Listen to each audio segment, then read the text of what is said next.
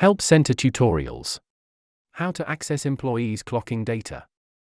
Whether you are looking to optimize their performance, keep track of their attendance, or process their payroll properly, you can keep track of your employees' activity with Precision Systems' integrated clocking system.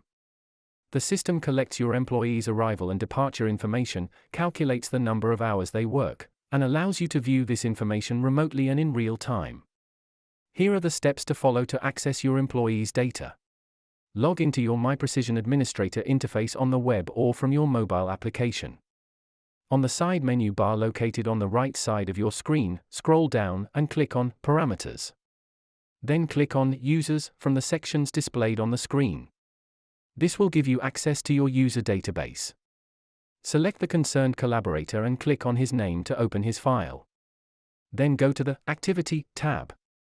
In the Date field, enter the date or the period you are interested in, or choose a period by pressing one of the three buttons below the same field.